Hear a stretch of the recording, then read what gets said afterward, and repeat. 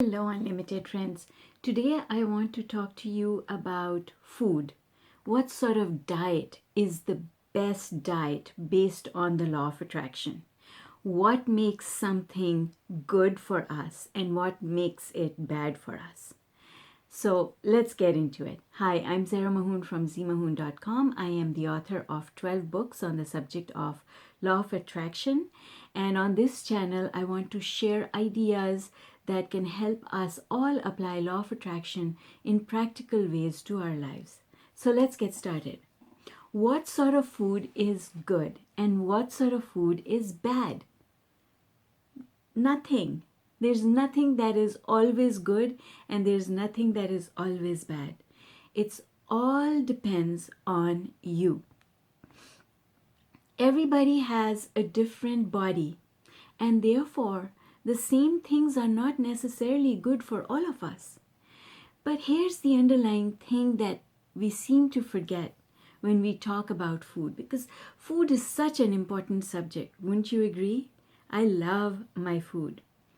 And food is in our lives all the time. We are surrounded by it. We enjoy it a couple of times a day. And there are pictures of it all around. So food is a really important subject. And the only thing about food that you need to know that affects whether or not something is good or bad for you is where you are on the emotional scale. If you're familiar with the emotional scale, all it does is line up emotions from those that don't feel good all the way up to those that do feel good. So despair is right at the bottom of the emotional scale, worry is somewhere in the middle, and joy, love and joy are right at the top. Here's what I want you to take away from this discussion today.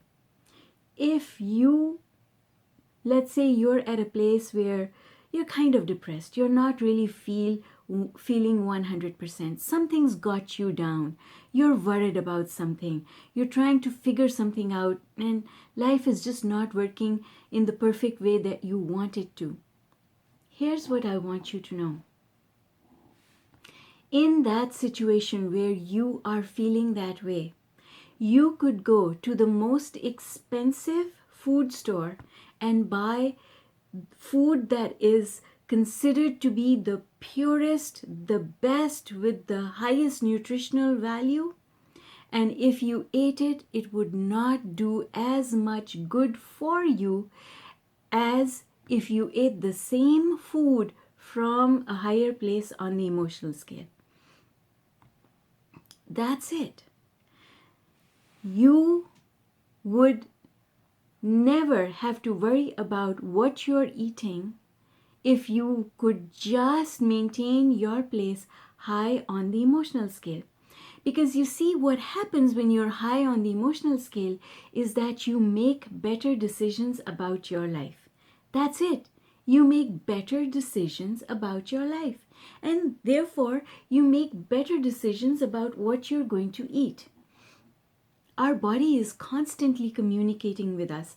The cells of our body, each cell is an individual personality. Did you know that? Each cell has desires and each cell is vibrating its desire for wellness out into the universe. So each cell of our body is communicating with us. When we are presented with food options, all we have to do is do a gut check to see how we feel about eating this food that is before me. So if you could just stop when you see the lineup of food before you and ask yourself, which one of these feels good? Not good on the palate, not good in terms of satisfying the taste buds, but what feels good when I put it inside my body? What is good for my body? And your body will respond through your emotional feeling place. Your gut feel will tell you which one of the foods before you should be avoided and which ones are good for you, because that's how our body communicates with us. That is how the universe communicates with us.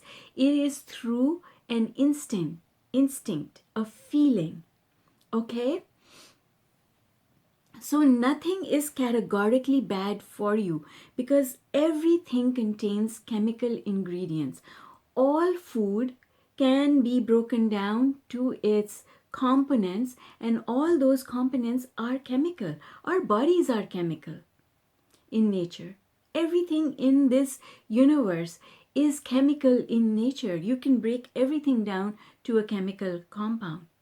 So our bodies know what is in every substance that is before us, and our body can tell because it can feel it out whether or not this food contains what the body needs for its sustenance, for its refreshment, for its nourishment.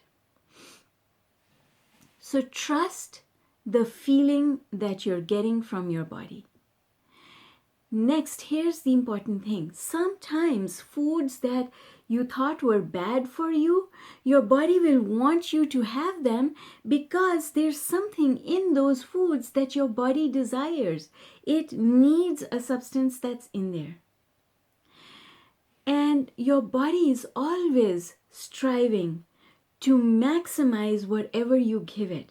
So even if you gave it what you thought was not good, your body will still try to maximize from it, absorb from it, and use whatever chemicals are in it, the chemical makeup of the food that you eat. The body has the capability to break it down and use the components to manufacture what it needs.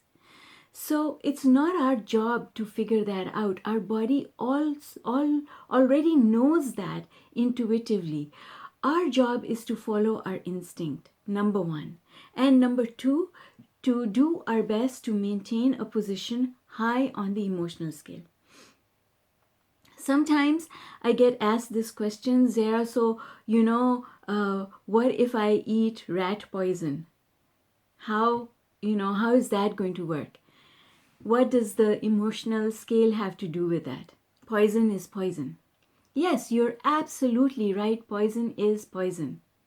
However, someone who is high on the emotional scale will never be attracted towards eating that poisonous stuff because it's about vibration. What do you think is the vibration of something that is poisonous? It is low in vibration. So, yes, absolutely.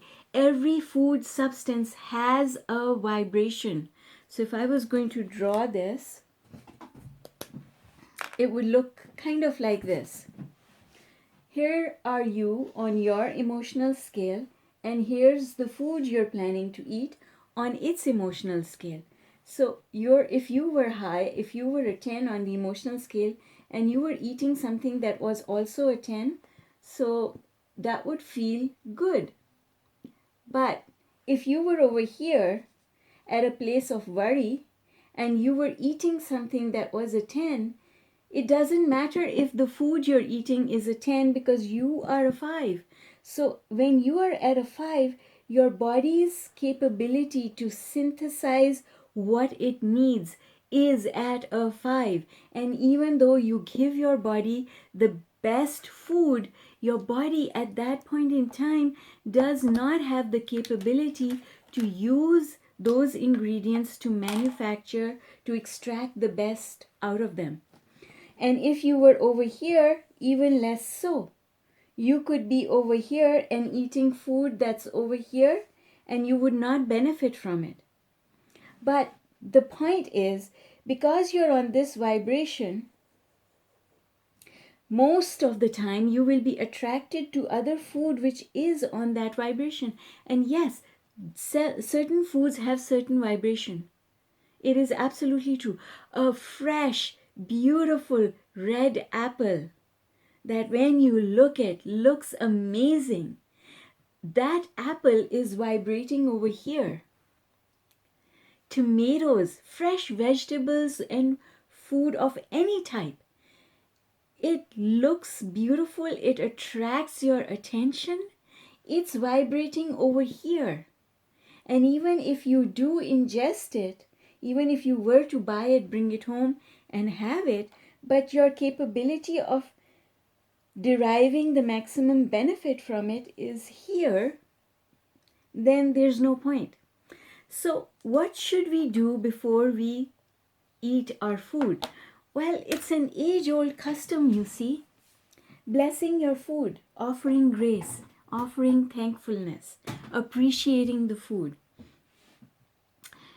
That appreciation in itself is enough, even if you do it for a couple of seconds. Even if you do it for just a couple of seconds, 15 or 20 seconds, that is enough.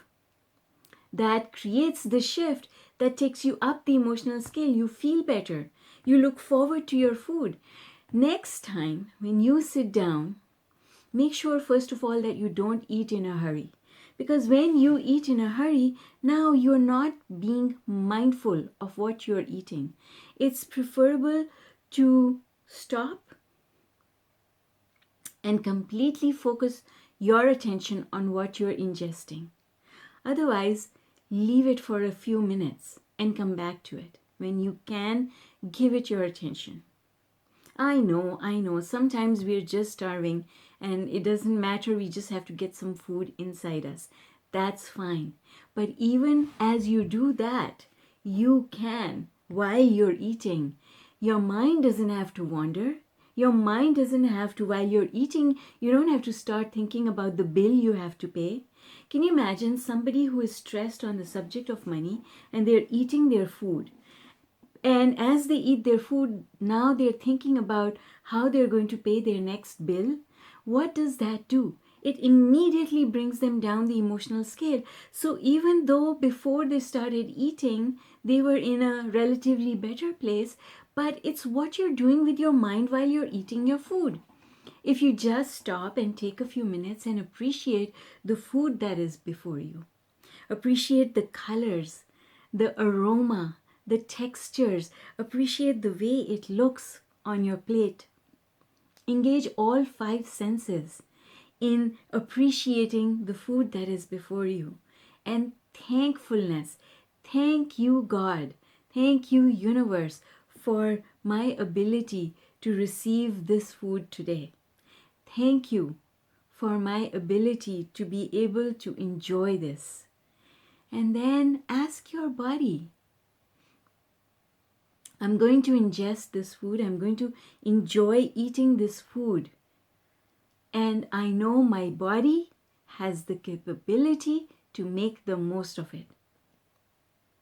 How do you feel when you say that? My body has the capability to make the most of it. Here's what's going to happen.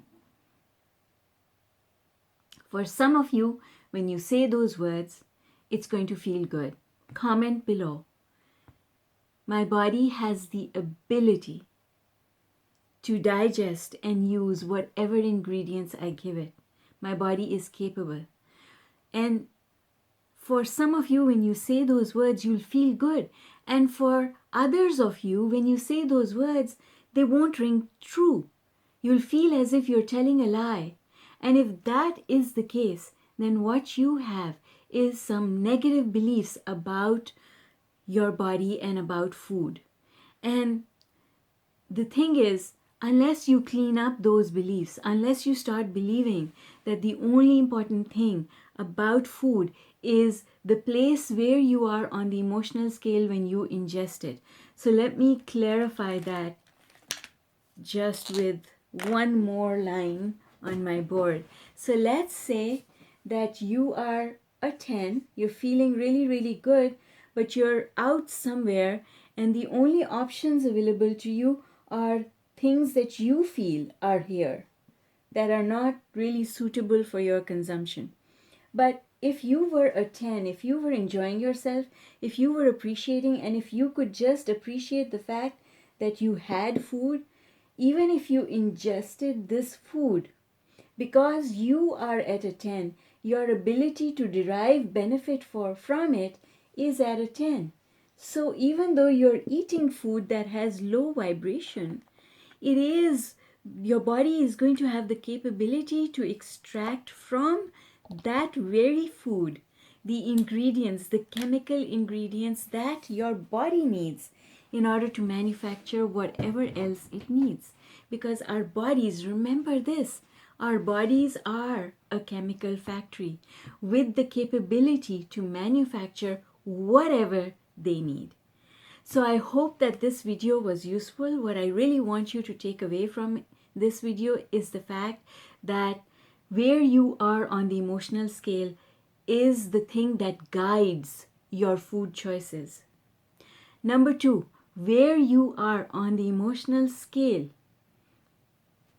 defines the ability of your body to derive benefit, maximum benefit from the food that you do eat. And therefore, the only real thing that is important is your ability, your knowing how to get up the emotional scale. That is the only important thing. And that's what I want to leave you with. So comment below. Where I am on the emotional scale is the only important thing. I hope you enjoyed this video and I hope you found it useful. I hope that you're going to like and subscribe before you leave. And I'm going to look forward to seeing you in my next video. Bye for now.